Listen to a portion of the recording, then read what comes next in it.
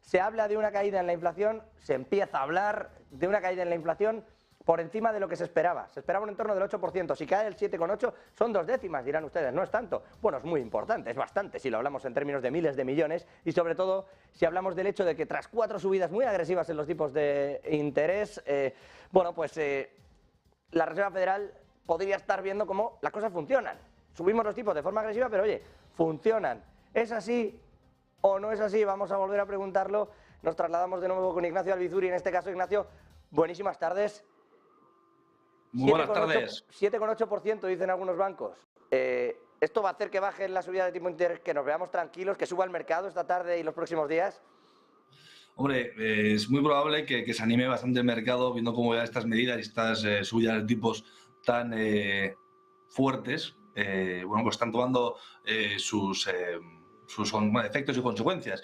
Lo que sí que es verdad es que también, pues hay datos un poco desconcertantes y no es lo que llamamos una recesión del libro, sino que estamos ya ante una nueva situación en la que vemos cómo pues, el empleo le está costando deteriorar. Estamos viendo cómo la inflación pues, se sube en ciertas áreas, pero también dependiendo de un poco pues, de unas tensiones geopolíticas. Estamos viendo cómo es muy probable que llegamos al punto en Estados Unidos del precio del dinero al 5%, que es lo que están previendo en 2023, pero habrá que ver si son 75 básicos el camino hasta llegar hasta ese punto, ¿no? Pues estamos hablando de, la gente está ya mirando los 75 puntos básicos casi como 50-50, pero la verdad es que no estaba previsto esta subida, por lo menos de este modo. Estaba previendo que la siguiente pudiera ser pues 50 básicos y luego 25-25, y si fueran necesarios, pues el resto de subidas hasta llegar a ese punto del 5%, que es un poco lo que se está descartando. Lo que sí que es cierto es que mejoras en los datos, en la subyacente, en la general, pues es muy probable que anime al mercado, que tiene ya muchas ganas de descontar, un poco pues el comienzo de la mejora de esta situación, de esta escalada de precios impresionante que hemos visto en los últimos, casi año y medio o dos, ¿no? Bueno, efectivamente, una escalada brutal que muchos no relacionaban con la realidad económica del ciudadano. Quiero decir, al final, si le quitamos los alimentos y la energía a una inflación, en realidad no se dispara tanto.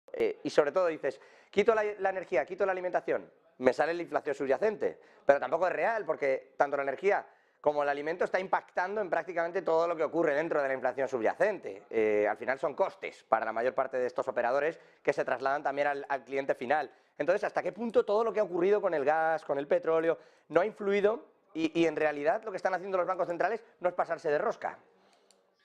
Hombre, hay una interconexión muy clara porque ya hemos visto que se ha repercutido en casi todos los precios en general. Ya no hablo en concreto de áreas específicas como puede ser subyacente, energía, etcétera. Eso es que también lo hemos visto, por ejemplo, en los coches usados. Es que hemos visto una situación de una economía muy cambiante, pues con ciertas miedos debido a esta incertidumbre que estamos viendo y que como también el mercado se está acostumbrando a estos eventos que antes eran de poca frecuencia y de alto impacto, pues ahora en el mercado pues tenemos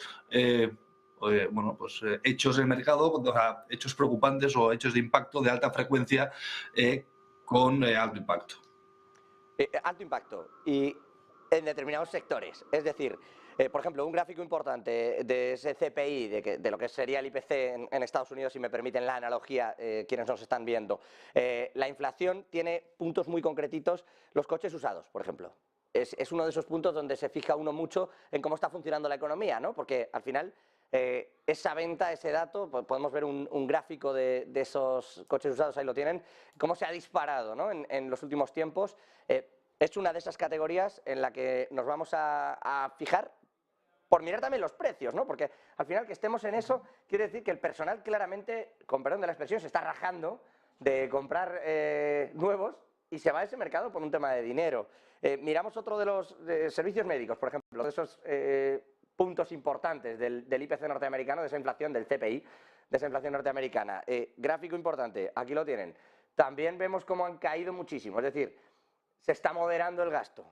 Y si miramos a los PMIs, por ejemplo, otro de los gráficos con los que también contamos en cuanto a los manufactureros y al sector servicios en concreto. Aquí lo tenemos. De nuevo vemos también caídas en el ISM manufacturero muy importantes en los últimos tiempos.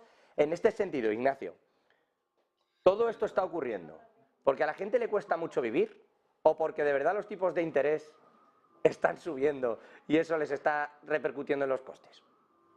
Hombre, los tipos de interés es claro que, vamos, están repercutiendo en la economía, incluso se está resistiendo, que es algo que, bueno, pues no creo que va a ser demasiado bueno a la hora de luego ver, bueno, pues que no va a ser un soft landing, ¿no? O sea, no va a ser algo muy, bueno, muy saludable, ¿no? Luego hablabas de los impactos que veíamos también en los coches usados y, por ejemplo, sí que estamos viendo que tanto oferta y demanda se están alineando bastante bien y esto, bueno, pues puede ser un síntoma de mejora, ¿vale?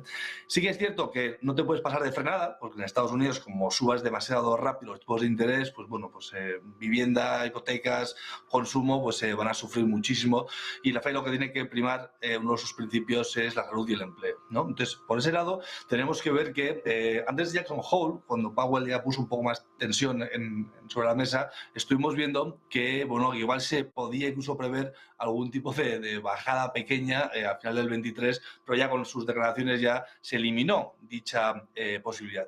¿Y esto por qué? Porque estamos viendo cómo el escenario que puede ser más plausible puede ser subidas fuertes de tipos de interés con pequeñas bajadas de ajuste. Y esto se puede continuar o se puede alargar durante varios años, ¿no? Por lo cual, tenemos que ver cuáles son los efectos, ver si en la economía, en ciertas economías, se ha pasado de frenada en estas subidas de tipos agresivos y ver cuándo podrían ajustar con pequeños retrocesos en esos tipos, ¿no? Porque ya hemos visto cómo economías como la mexicana o Noruega, sueca, la tienen todas un funcionamiento muy dispar y aunque todos nos fijemos en la estadounidense, es cierto que a cada uno, bueno, pues nos impacta de un modo diferente pues, los tipos que podamos tener en nuestras economías.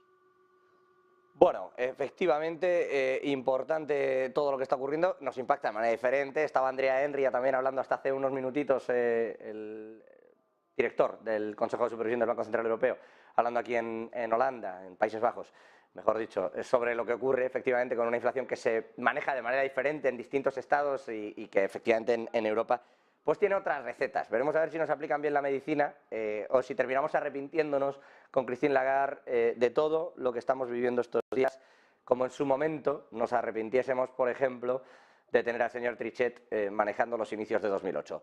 Pero habrá que verlo, tiempo tendremos para analizarlo. Ignacio Albizuri, director de mercados en Miralta Bank, un gustazo y gracias. Lo mismo, un placer.